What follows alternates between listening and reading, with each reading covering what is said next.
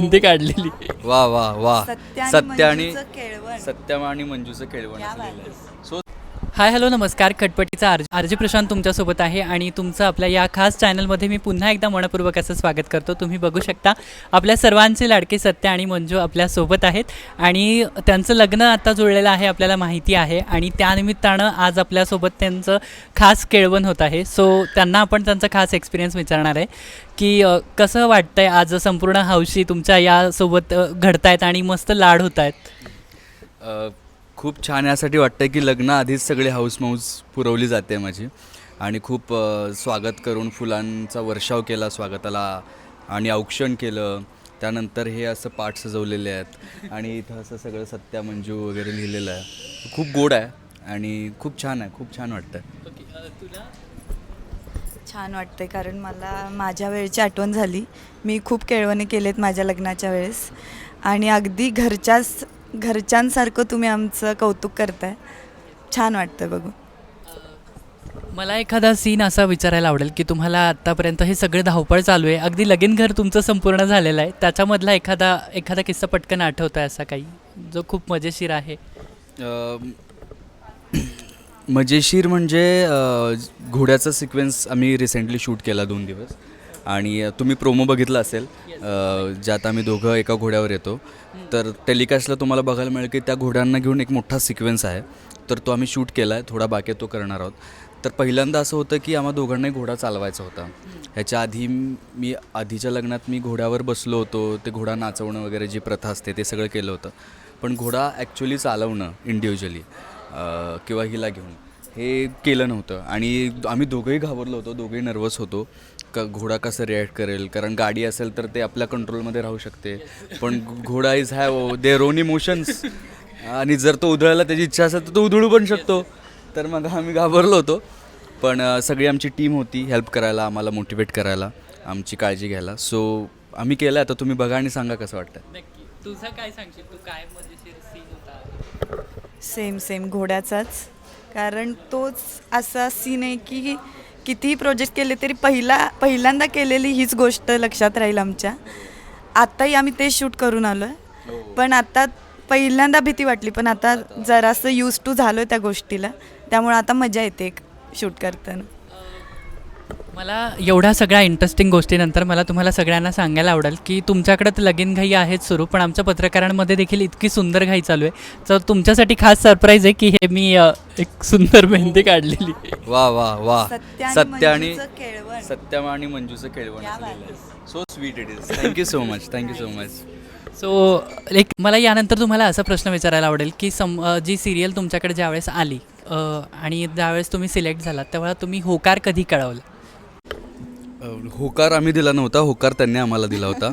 आमच्या दोघांची पहिली मालिका आहे आणि ठाण्यात एक मिनटं आमच्या दोघांची पहिली मालिका आहे आणि ठाण्यात ऑडिशन झालं होतं माझं आणि हिचंही ठाण्यातच ऑडिशन झालं होतं. हा शो आधी ठाण्यात होणार होता.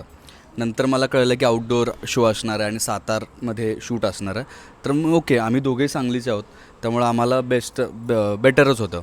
आणि त्यामुळे जेव्हा ऑडिशन झालं तेव्हा ऑलरेडी खूप मुलांचे ऑडिशन्स झाले होते आणि मी जेव्हा गेलो तेव्हा म्हणजे जे कॅरेक्टर सत्याचं आहे तर तेच चॅलेंज होतं माझ्यासाठी की सत्या असा रावडी आहे, डॅशिंग आहे, हिरोईक मी सुद्धा आहे, चार्मिंग आहे, पण मी रावडी आणि डॅशिंग नाही आहे.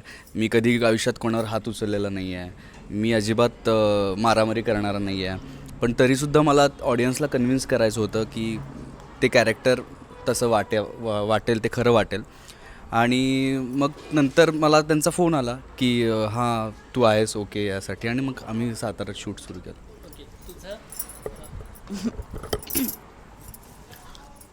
सत्य आधी फायनल झाला होता आणि ते लोक होते मंजूच्या शोधात.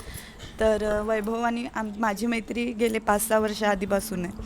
तर वैभवचा फोन आला मला की असं ऑडिशन आहे तू दे. मग मी गेले ठाण्याला. मग तिथं ऑडिशन झालं, फायनल झालो आम्ही. हा आनंद होता की आधीपासून ओळखतो आणि दोघे जण लीडला आहेत तर एक कम्फर्ट झोन ऑलरेडी होताच आमचा. तर मी असं सांगेन की बरंचसं क्रेडिट वैभवला जाते माझं सिलेक्शन होण्यापाठी. एकंदरीत मला विचारायला आवडेल या सिरियलमुळं तुम्हाला एका वेगळ्या एरियात राहावं लागतं, घरापासून लांब राहावं लागतं, घरच्यांची आठवण येते वगैरे, लाईक या गोष्टी कसं? हो, ऑफकोर्स घरच्यांची आठवण येते. घरचं जेवण खूप आठवतं.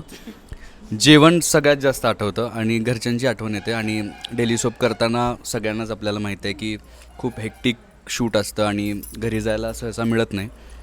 पण एक चांगली गोष्ट आहे की आम्ही आता आउटडोअर शूट करतो आहे. तो सांगली इथून 3 तासांच्या अंतरावर आहे. त्यामुळे आम्हाला जर 2 दिवसांची सुट्टी असेल तर आम्ही लगेच घरी जाऊन येतो. पण घरची आठवण तर येतेच. ची आठवण, हो ऑफकोर्स. सगळ्यात जास्त माझा नवरा मला फोन करतोय की तुला कधी वेळ आहे सांग, मी त्या दिवशी येतो. पण आपलं शेड्यूल असं आहे की पर्टिक्युलर डेट नाही सांगू शकत की बाबा मी फ्री आहे आता, तू ये भेटायला. मग ठीक आहे, कामासाठी एवढं. असेल नाही का तुम्ही फोन केलाय आय गेस हजबंडने तुमच्या आणि तुमचं अरे मी लग्न आहे आता माझं. ॲक्च्युली माझा प्लस पॉईंट हा आहे की तो सुद्धा याच फील्डमधला आहे, त्यामुळं कम्युनिकेशन व्यवस्थित आहे आमचं. तो समजून घेतो मला, मी त्याला समजून घेते. हा चांगला पॉईंट आहे आमच्या दोघांच्यामध्ये, असं सांगेन मी. आणि आता प्रेक्षकांना काय सांगाल तुम्ही? आता तुमचं खास लग्न होत आहे आणि या सगळ्या गोष्टींनिमित्त प्रेक्षकांना हे सांगेन की आधी जे सत्या मंजूचं लग्न झालं होतं ते अपघाताने झालं होतं आणि आता जे लग्न होतं ते मर्जीने होतं आहे. आणि जेव्हापासून शो सुरू झाला तेव्हापासून सर्व प्रेक्षकांची हीच इच्छा आहे की सत्या मंजू कधी एकत्र येणार आहेत, कधी यांचं लग्न होणार आहे, कधी ते एकमेकांवर प्रेम करणार आहेत. सो आता फायनली आमचं लग्न होतं आहे आणि जेवढे आम्ही दोघं खुश आहोत तेवढेच प्रेक्षकही खुश असतील. आणि 22 मार्च ते 26 मार्च आपल्या सगळ्या लग्नाचे एपिसोड टेलिकास्ट होणार आहेत. सो रात्री 8 वाजता सन मराठीवर नक्की पहा कॉन्स्टेबल मंजू. नक्की. तर सगळ्यांनी नक्की पाहायला विसरायचं नाही आहे कॉन्स्टेबल मंजू सन मराठीवरती. थँक्यू.